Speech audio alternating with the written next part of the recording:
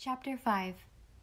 Only 3 dynamic things happened that year to vary the noiseless tenor of Emily's way. In the autumn, she had a love affair, as Aunt Laura Victorianly phrased it. Reverend James Wallace, the new, well-meaning, ladylike young minister at Dairy Pond, began making excuses for visiting Blairwater Manse quite often, and from there drifted over to New Moon.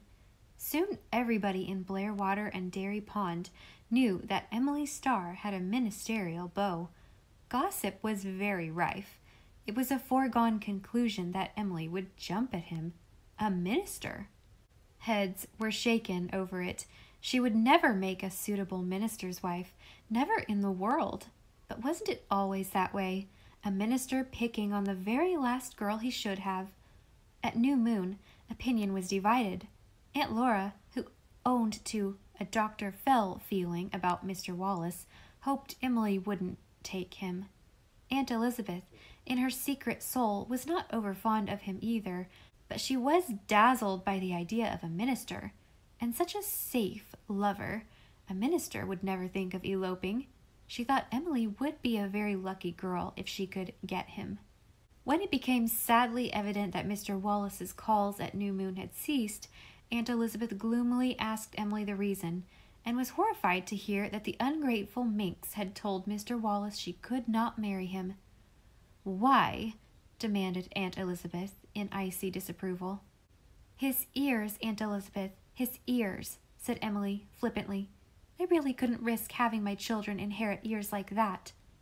The indelicacy of such a reply staggered Aunt Elizabeth, which was probably why Emily had made it. She knew Aunt Elizabeth would be afraid to refer to the subject again. The Reverend James Wallace thought it was his duty to go west the next spring, and that was that. Then there was the episode of the local theatricals in Shrewsbury, which were written up with vitriolic abuse in one of the Charlottetown papers. Shrewsbury people blamed Emily Bird Starr for doing it. Who else, they demanded, could or would have written with such diabolic cleverness and sarcasm? Everyone knew that Emily Bird Starr had never forgiven Shrewsbury people for believing those yarns about her in the old John House affair.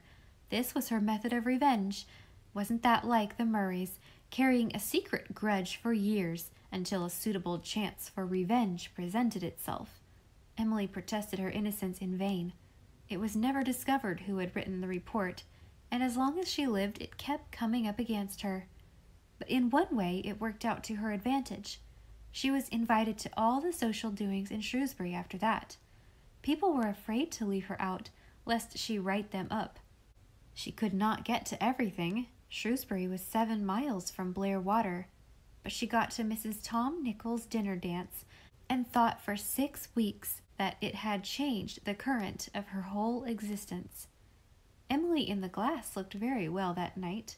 She had got the dress she had longed for years, spent the whole price of a story on it, to her aunt's horror. Shot silk, blue in one light, silver in another, with mists of lace. She remembered that Teddy had said that when she got that dress, he would paint her as an ice maiden in it. Her right-hand neighbor was a man who kept making funny speeches all through the meal, and kept her wondering for what good purpose God had ever fashioned him. But her left-hand neighbor, he talked little, but he looked.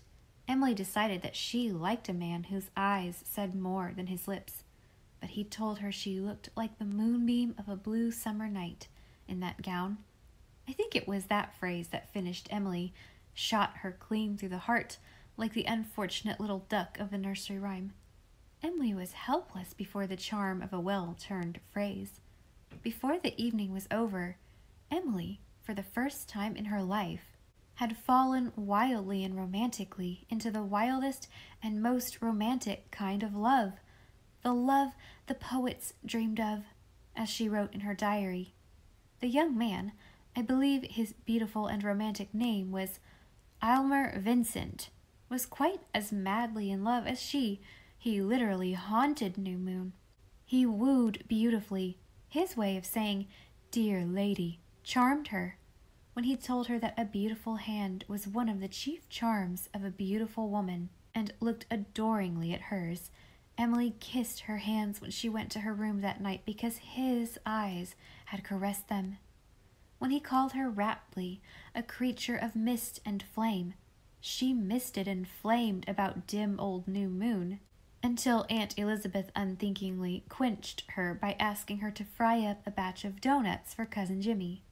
When he told her she was like an opal, milk white outside, but with a heart of fire and crimson, she wondered if life would always be like this.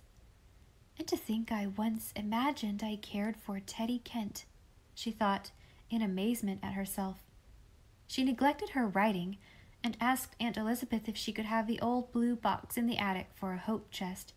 Aunt Elizabeth graciously acceded. The record of the new suitor had been investigated and found impeccable.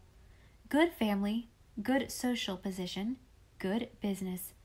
All the omens were auspicious. And then a truly terrible thing happened. Emily fell out of love just as suddenly as she had fallen into it. One day she was, and the next day she wasn't. That was all there was to it. She was aghast. She couldn't believe it. She tried to pretend the old enchantment still existed. She tried to thrill and dream and blush. Nary thrill, nary blush. Her dark-eyed lover. Why had it never struck her before that his eyes were exactly like a cow's? Bored her. I bored her. She yawned one evening in the very midst of one of his fine speeches. Why, there was nothing to him but fine speeches. There was nothing to add to that. She was so ashamed that she was almost ill over it. Blair people thought she had been jilted and pitied her. The aunts, who knew better, were disappointed and disapproving. Fickle, fickle, like all the stars, said Aunt Elizabeth bitterly. Emily had no spunk to defend herself. She supposed she deserved it all. Perhaps she was fickle. She must be fickle. When such a glorious conflagration fizzled out so speedily and utterly into ashes, not a spark of it left, not even a romantic memory. Emily viciously inked out the passage in her diary about the love the poets dreamed of. She was really very unhappy about it for a long while. Had she no depth at all? Was she such a superficial creature that even love with her was like the seeds that fell into the shallow soil in the immortal parable? She knew other girls had these silly, tempestuous, ephemeral affairs, but she would never have supposed she would have one, could have one. To be swept off her feet like that by a handsome face and a mellifluous voice, and great dark eyes and a trick of pretty speeches. In brief, Emily felt that she had made an absolute fool of herself, and the Murray pride could not stick it. To make it worse, the young man married a Shrewsbury girl in 6 months. Not that Emily cared whom he married, or how soon, but it meant that his romantic ardors were but things of superficiality too, and lent a deeper tinge of humiliation to the silly affair. Andrew had been so easily consoled also. Perry Miller was not wasting in despair. Teddy had forgotten her.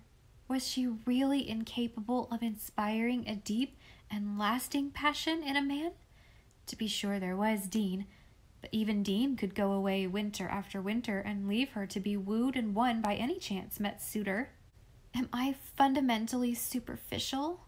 Poor Emily demanded of herself with terrible intensity.